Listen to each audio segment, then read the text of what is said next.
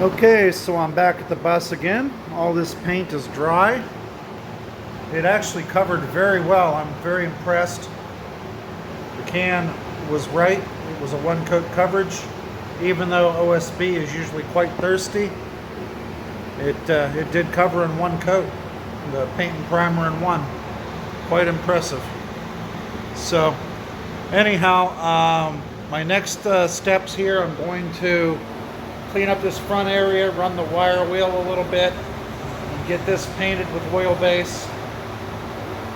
And I'm also thinking about drilling holes for the small row of rivets, the 3/16 rivets, at the top and bottom of those sheet metal panels. And then I also am thinking of the basement underneath the bus, getting it cleaned up and painted with some tractor paint. Okay, so Miss Madeline here was helping me with the Clecos from the inside with these 3/16 rivets. I'm running out of time today, but we did get most of the bottom row done. We'll finish up that bottom row and then I'm going to take off. So the whole idea here is this sheet metal that's filling the gap in the hat channels.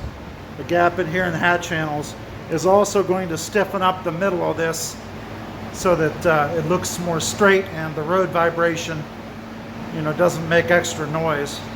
So that's the method of the madness here.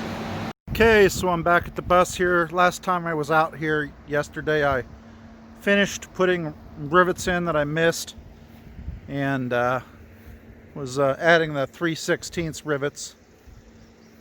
I don't know if you can see them, but the ones that are on the edges of that support metal in the middle. There's two lines, but not where there's, like here, there's a window going in, so I didn't do the upper line or the middle one. And then similarly, this spot here is getting a window. And of course, this whole section here is going to have a big window. So anyhow, that's what I did yesterday. Today, the plan is to do riveting on the other side of the bus. Okay, so I've been using some inexpensive caulk to kind of put a second layer of caulk on things. I'm running beads up and down on the hat channels as well. And at the bottom here, you can see just adding any additional caulk I might need to seal the, back up a little bit, to seal the edges and seams and things like that. After that dries, I'm going to be using some rubber flex and doing a light spray over the rivet lines. Just want to be extra sure that I've done everything I can to block any water from coming in if I'm driving in a heavy windy rain kind of situation or whatever. I just want to make sure that I don't end up with any mold behind the walls. Okay, so I've been drilling these 3/16 holes and using the Clecos to hold that metal in as I need to. Kind of bows out a little bit in certain places. So going down the line here, drilling these holes, and then I'll have Maddie come out and help me pull Clecos while I rivet from the outside. So it's coming along here. Okay, so I've got the holes drilled and Clecos all the way down, waiting for my daughter to come out and help me rivet. Until then, I'm spray painting this side door white on the inside, so just so that it looks better. And once she comes out, we'll start riveting. Okay, so the door is painted white. We got at least one coat on it here. We'll probably do another coat later. Okay, so Maddie and I just got finished here riveting this side. Thank you, Maddie. And so that's about it for today, I think. Got some light showing there. I'll be caulking these. But yeah, that's that for riveting these side panels on. Some of them fit better than others. But at this point, I'm ready to call it quits. Okay, so today I didn't do anything on the bus, but I did go out to Lowe's and spend quite a bit on 120 volt electrical load center stuff, outlets and, you know, boxes and etc. So I'm intending to rough in the 120 volt electrical. I was at Camping World and I was going to buy an outdoor receptacle, but my God, are they expensive from those guys. It was like 90 bucks for the receptacle. I think I'll see if I can find a better deal on that, but looking to rough in the electrical as I insulate the walls, and that'll happen next. Okay, so to be extra sure that I wouldn't have leaks, I'm using this rubber flex over top of the back of the rivets and on the seams where I've caulked, and at the top. So that should keep water out. At least it's hedging the bet. I did this section now because I'm going to put the electrical up against this wall, and I want it to be nice and ready for me to put the insulation in and get started with the backer board and things like that. So anyhow, that's what's up. Okay, so we're back at the bus here, and today's order of business is to get this sub panel hung. We're going to insulate with the sheet insulation and some spray foam in the edges, and put some OSB in on this wall. And then we're going to put the sub panel in place on this side right here. So that's what's on the agenda for right now.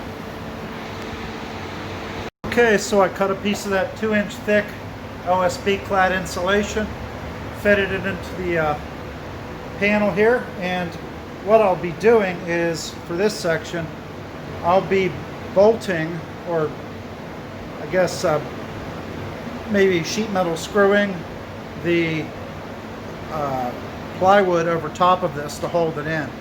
So that's the plan. I'm going to have a panel here for the electrical system. So that's where we're at for now. To make these insulation pieces fit better, I'm using a screwdriver after I've dimpled the paper on the back, and then I'm punching holes with the screwdriver so that when I put it back up, it'll fit snug. So after that, I will put a piece of plywood over it with, I'm going to do like 3, I would think 3 on each end and 2 in the middle of the riv nuts, and bolt and washer a sheet of plywood on to hold the electrical gear. Okay, so that's what it looks like at the moment. Now my next step is to cut a sheet of plywood. It'll be kind of handy because it's actually exactly 48 inches across, so, from this hat channel over to this far hat channel. So it'll be perfect for drilling the edges of the plywood and getting it in place. I'm going to fill this with loose 1-inch insulation after I cut the plywood, and that plywood will also be resting on the lip at the bottom. The last thing I'm going to do before leaving today is unbox this QO 24 circuit 100 amp panel and see what I'm dealing with there, what I have and what I don't have. Okay, so I actually came back to the bus after dinner. It cooled off quite a bit outside, so it's much more pleasant. So right now I've got this backer board held in place, kind of wedged in with some insulation and a couple clamps up top, holding onto the lip there. I'm going to be drilling for some more riv nuts and 5/16 bolts. I'll be putting 6 in, 2 on each of the hat channels, and that should hold the weight of all the electrical panel, inverter, things like that. Okay, so I drilled through the backer board, and then I widened the holes for riv nuts. After I put riv nuts in, I'm going to put some spray foam in the cracks where there's still gaps, and then we'll put the backer board up with bolts. Okay, so we're doing some nighttime cleaning on the understorage. It's filthy. The goal here is to get most of the dirt off. We'll do this again after we use the wire wheel in there. And then we're probably going to paint it with tractor paint just to get ready to do building in there. I might use bed liner. I've got to think about it. But Maddie's being very helpful. I have all 6 rib nuts in place. Now I'm going to spray foam these little bitty gaps up top, and after that we'll put the backer board up. Okay, so the backer board is up. It's definitely not going anywhere, and it's now ready to mount the electrical box, and that's going to go on the right side of that middle hat channel. It'll just get screwed into the backer board. That'll be for another day, probably tomorrow. Okay, so I'm back at the bus. I've drawn a line here for the bottom of the electrical panel in this eventual electrical closet we're making here. And I'm going to put some brackets in to hold the panel in place, and then I'll drill the lag bolts into it. Okay, so I have the panel mounted. I got 4 lags in it, and then I've got these brackets at the bottom, the bolts. I'm trying to make extra sure that with the bounce of the road, this box isn't going anywhere. So I think we're ready to start wiring some stuff up here. Okay, so right now I'm wiring my first outlet. This one's going to be for the block heater, and it will also work on a switch and have an extra outlet for power tools. So we'll get that fished through. I got to drill some holes. Okay, so I just finished with the 1-inch hole saw, cutting a hole for some plastic conduit to come through. I'm going to pull this through, hopefully. Yeah, a little high. So, I'll try this again. I have a few more holes than anticipated when I'm done here, I guess. Okay, so I got the plastic conduit poking through. A little uglier than I had hoped, but I'll probably just patch a little square of metal in there. Okay, so I got a little metal there to help secure this. I'll rivet it in place, and that'll kind of hold things together a bit better. Okay, so I made a little plate to cover the extra holes that I did.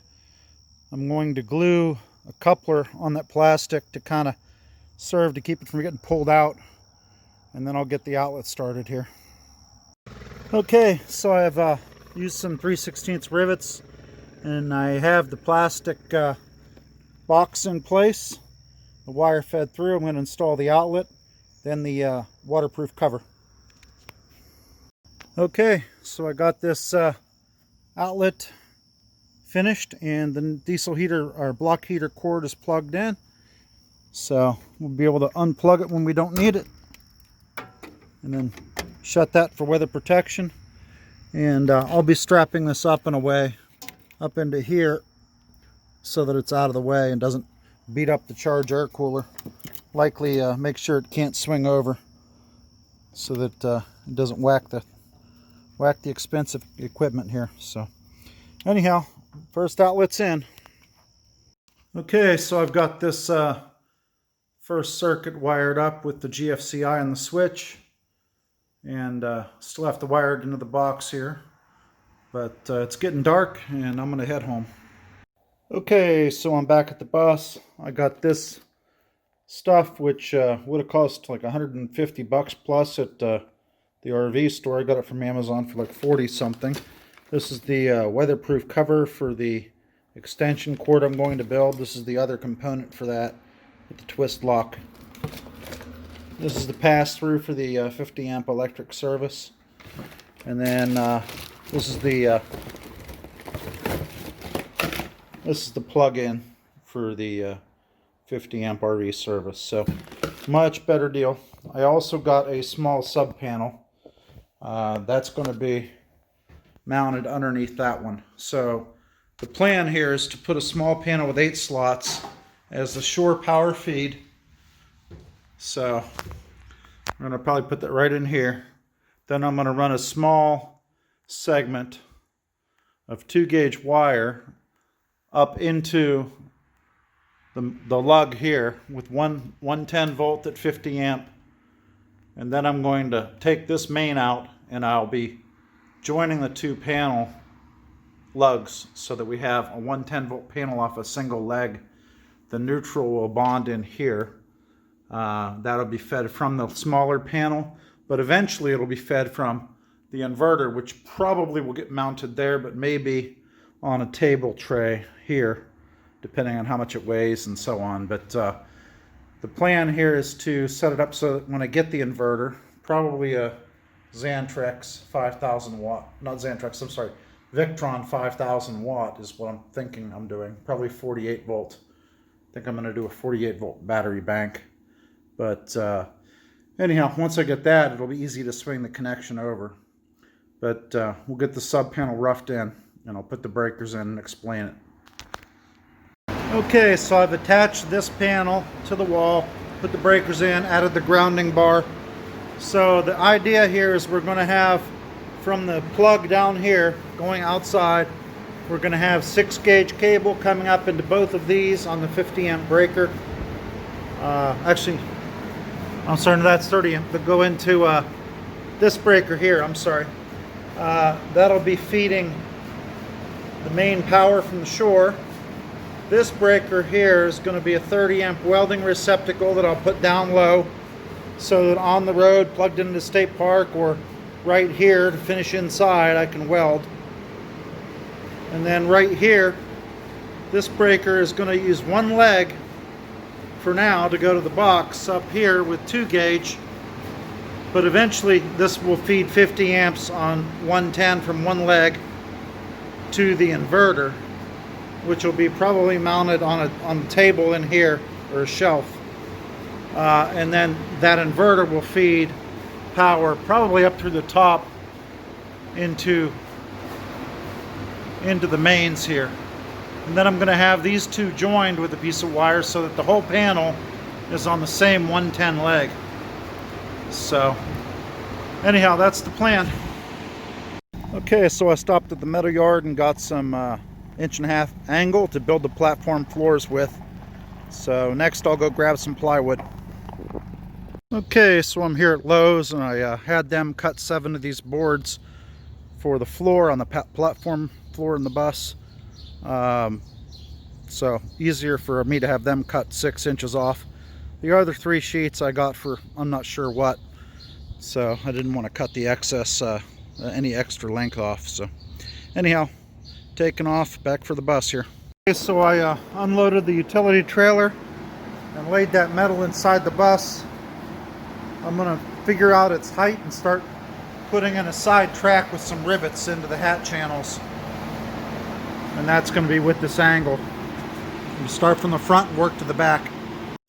Okay, so I made some careful measurements taking into account the plywood and the flooring material, such that the top of the floor is going to be 14 inches plus finished flooring off of this subfloor. I made some 5-inch spacer blocks based on the measurement of the chair rail. Those will hold the angle iron up in place. Now I'm going to use 1/4 inch rivet per hat channel on this angle iron. Except for the ends, there'll be 2 where they join. I had to have these cut to 8 feet so that I could get them home easily. But these will be the side track for this level of the platform floor, and it will allow enough room for the water tanks to be under the floor on each side of the bus. So the one tank will start right here by this gas inlet and run back that way, and the other one's going to be at the same position and run back this way underneath where the kitchen sink will go. The water fill is going to be under the kitchen sink. So I changed my mind. I'm going with 3/16 rivets. Got the first one in right here. The reason is I'm going to be using the chair rail as support with the upright piece of that yellow box channel that we have. Reusing that metal, I'm going to tack weld those in place as support for this edging. So it'll be plenty strong without using an oversized rivet. Okay, so we've set the height for the side angle irons for the platform floor using 3/16 rivets in this front part of the bus. We did that there and over on this side as well. So as you can see, this platform level is going to drop down right by the door. That's why we've stopped this level. So the next step Actually, we're going to get a welding training class on Saturday. So there'll be quite a bit of welding going on here with joining the platform supports. So that class is kind of just in time on the project for the critical welding I need to do. So anyhow, we'll keep at it here for the weekend, and I should probably have a platform done by the end of the weekend. Okay, so Ben helped me here with these back rails. We got this one already done. Then we have this one still up on the blocks, but the rivets are in. So this back floor is roughly 24 inches when it's finished. And then we finish these rails. They are roughly 16 or so when they're finished. So the steps that I'm going to make will be about 8 inches per step. So anyhow, good progress here, and we'll continue making the metal grid work this weekend. Clearly the bus needs cleaned up a bit. Okay, so I've got my first cross support going in here. I'm going to rivet everything together as much as I can before I weld. So that's what we're doing today, is just riveting things in place, and then we'll build support structure underneath and tack that with the welder. That welder. Okay, so I've taped on the subfloor where one of the 200-gallon water tanks is going to go. So this will be under that platform floor. That's why I put this, I started the tank at the edge of those two 8-foot pieces, because I can actually use this angle to help hold a piece of wood down to the floor to keep the tank from shifting. So we'll block it in with some wood at the perimeter and coat the tank in insulation sheets when we install it. So I've taped this off, planning on the Rec Pro tanks everybody seems to like to use, but I might have to change this shape of tank depending on what I find when we make our trip to Elkhart for surplus stuff. But I've made the floor thick enough that worst case I can put those tanks in. Okay, so I'm doing the second piece across. Then there'll be another grid going this way along the tape line, and then one on the other side of where I'm going to tape the second tank about where that stool is going across. And then from there we'll build floor supports, but now I'm just riveting it together. Okay, so the basics of the platform here are progressing. My next step is to put the other two middle supports in. I've got lines drawn. They're going to be a little bit more close to the wheel wells to allow a bigger storage hatch underneath the floor. It's going to be a monstrous amount of storage under there. Okay, so I have those two supports going down in the front. The next step will be to put in support structure. I'm going to cut pieces of tubular steel to go down toward the floor. We'll use small pieces of angle as feet at the bottom, and then I'll weld those tubular steel supports to these cross frames. We'll also put 2 in each section in the middle to stiffen things up. And so we got 1, 2, 3, 4, 5, 6 main supports, and then 2, 3, 4, 5, 6, 7, 8. We're going to do 8 in the middle of the longer pieces here. So that'll stiffen up this whole floor. After that, we're going to put, I'm going to put some additional angle along these going the other way, so that it will act like a lip to catch the hatch. There's going to be a floor section that opens like a hatch, and that'll happen on both the front section and this section. So that way we can access for storage or remove tanks or get down there to work on wiring or whatever.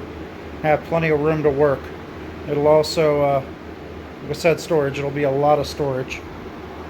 So I'm not sure how much more I'm getting done today. Okay, and I got my last 8-foot piece of steel used up here. I cut it to 90.5, and this is the edge of the platform in front of the bed. It's roughly 24 inches off the subfloor. So that's going to make it easy for us to go into this bed that lifts up to the ceiling and let the actuators go at the right distance. And then we'll step down into a little living space slash gaming area there. That'll become like a couch, lounge kind of a setup for the back bench. And then we'll have clothing under there. And also we'll have little TV monitors for doing work or gaming or whatever. Okay, so I've just put one of the 6 pieces of tubular steel in to support the floor. I'm holding it on the bottom with a piece of angle to distribute some weight on the wood. Put a couple screws through the angle into the subfloor. I've got rivets holding it in now. All this is going to get welded. We're building the structure with rivets just to basically make it work easier to put it together and make sure that everything's right before I make it permanent with the welds. Okay, so I've been putting these metal feet in place on the platform floor. I think what we're going to do is probably use plywood to support the middles along those long rails, because that way we'll have a box to store stuff built by the plywood. So that's what I think we're going to do. I'll probably make it removable so the water tanks can be dealt with if we need to swap them for some reason. But there will be a hatch in this middle section. Right now we're ready to use the grinder to clean up the edges and run some weld bead instead of just rivets here. Okay, so I'm back at the bus. Right now what I'm doing is cutting more floor supports from this scrap steel, this steel tubing. I need 8 more floor supports under the front platform, and then I'm going to also put some supports in against the bus seat rail on the edges. I need about 14 pieces. They're roughly 5 inches or so. I got to measure that again, but the plan here is to cut these pieces, rivet them, and then I'm going to get started welding this front platform so that I can then put the flooring on it. Okay, so I've been using the angle grinder to cut pieces to length over here, holding them with the vise, and got a few stacked over here on the steps. Right now I got about 4 pieces for the legs. I think I'm looking at about 4 more of those, and then we'll start on the side pieces. Okay, so I have these pieces of metal cut for the middle legs of the platform. Now I'm going to start assembling them. Okay, so I've been putting these center supports in this section. It's slow going, but making these so that they're removable. I'm not going to weld these so that I can take the tanks out through this, what will be a center hatch here in the floor. There'll be a permanent floor under the cabinets on each side, because this is where the kitchen's going to go. Electrical closet here, but then kitchen sink. Over here is going to be the fridge and a pantry closet or broom closet, and stove and a breakfast bar over this way. But there will be a center hatch here that's removable so I can access the tanks and get them back out if I need to replace them for some reason. So anyhow, slow going getting these supports in, but making progress. I think this is about all I'm getting done today.